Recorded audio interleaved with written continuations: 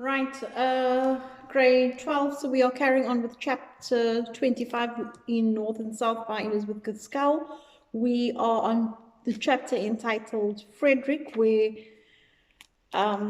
information starts coming through about Frederick. We know that Margaret and her mother are finally becoming close enough where her mother feels comfortable speaking about Frederick. So I'd like to take it from page I think page 246, on page 245, that was where Margaret's mother places the burden of responsibility on Margaret's shoulders to find Frederick and to bring him to the mother before she passes away. And the last time we spoke, we said how terribly unfair it is of the mother to expect Margaret to shoulder this responsibility. Surely this is something that she should have asked her husband to do. And so here we've got a case of a young Victorian girl who is carrying an adult responsibility. And then on page 246, I'd like to take it from line 13, which is the start of the second paragraph. Mama, I will write tonight and tell Frederick what you say. I am sure he will come directly to us, as I am sure of my life. Be easy, Mama. You shall see him as far as anything earthly can be promised. And so we see her being proactive straight away. She does not even hesitate. She accepts this burden that her mother has placed on her shoulder. The one good thing is, of course, that they do have an address where Frederick can be reached. But again, it's further evidence of how unstereotypical Margaret is, if there's a word like that. She's just so the antithesis of your stereotypical young Victorian woman. She doesn't shy away from conflict or from responsibility. And then I'd like to jump down to line to the next paragraph, in fact, which is line 23. I'm still on page 246. Papa is out. This is now, of course, the mom speaking. And what then? Do you mean that he would deny me this one last wish, Margaret? Why? I should not be ill, be dying, if he had not taken me away from Helston to this unhealthy, smoky, sunless place. So we see the mother reaching a point where I feel she's actually had enough. Being this close to dying, clearly there is no need for that civility in a manner of speaking. She is able to be quite blunt. She lays blame where the blame belongs, even though the husband is not the one hearing this, but she says this to Margaret. And it also tells us that despite the mother being such an airhead in most of the novel, she fully understands how she came to be in this situation of being close to dying. I suppose the move to from Helston to Milton has in fact exacerbated her condition. Maybe she would not have died. We don't really know about that. Maybe she would have died, but the conditions there have contributed very significantly to her being this close to dying. And then if you go to the last, I think 5 lines of the page, and indeed, Margaret, the longing to see Frederick stands between me and God. So I think the mother is stating very clearly that she won't die until she gets to see her son. And I suppose that's not too hard to understand. She hasn't seen him for a long time. Clearly, he seems to be the favorite child anyway. On page 247, and I'm starting in line 1, the second sentence in line 1. In 22 days, I shall see my boy. She fell back, and for a short time she took no notice of the fact that Margaret sat motionless, her hand shading her eyes.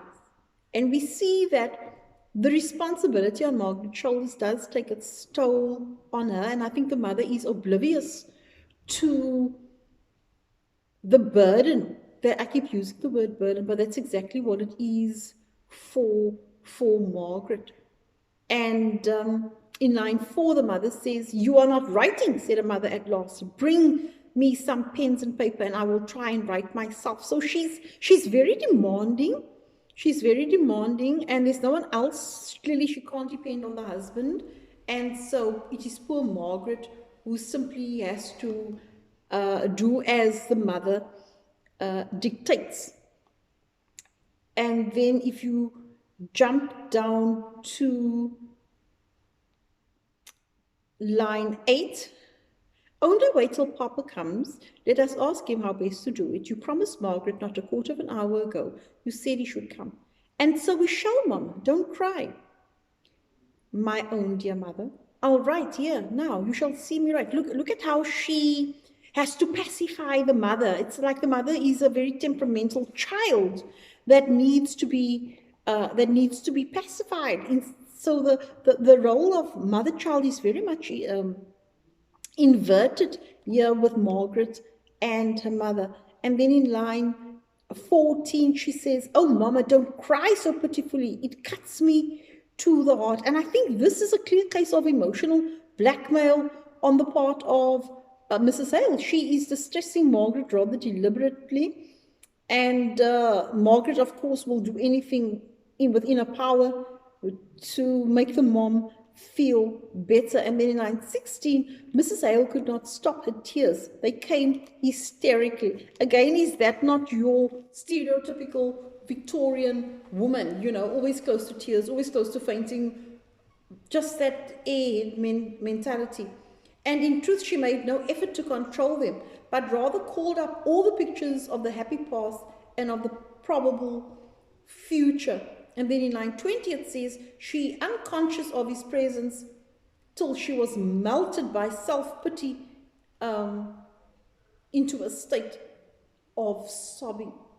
So I think that we need to recognize that Margaret has a difficult situation on her hands, and I'm not just talking about the mom. I'm also talking about the father. She doesn't have an easy life. If we compare the life of Margaret to Fanny Thornton, for example, or to Edith Shaw, they are her contemporaries, and yet they are living the stereotypical Victorian young lady life of leisure.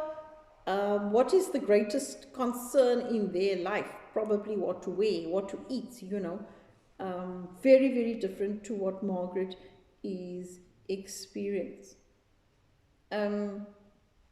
I then would like to move on to the last page of chapter 25, which is page 249. And if you jump down, I think it's somewhere around line 15.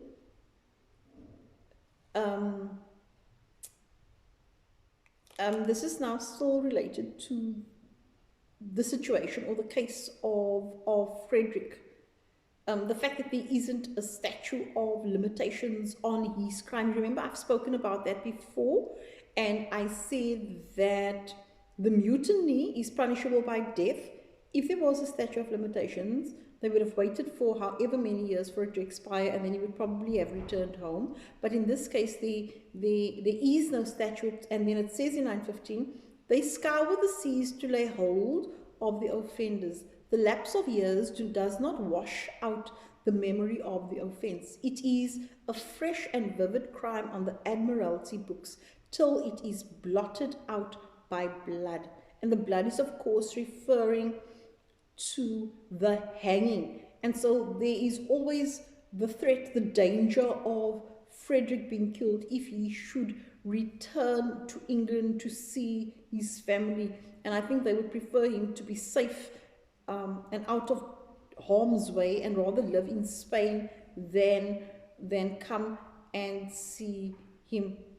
And then the last 3 lines on page 248, "She saw her father's anxiety lay deeper than the source of his latter cheering words. She took his arm and walked home pensively and wearily by his side. And I think those are very good descriptors for Margaret. She's walking wearily. She's tired. She's emotionally tired, and pensively because she's thinking deeply. She's very much aware now that her father is a lot more worried than he lets on. He's worried a lot more than he has been in the past. It's the mother. It's Frederick as well.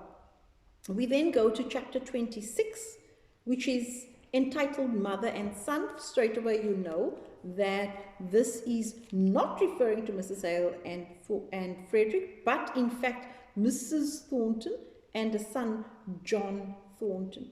And it says, I have found that holy place of rest still changeless. So the holy place of rest is going to refer to a death, and of course the place of rest would be when you finally reach heaven, then you will be at peace. So line 1 to 5 starts with an emphasis on Mr. Thornton's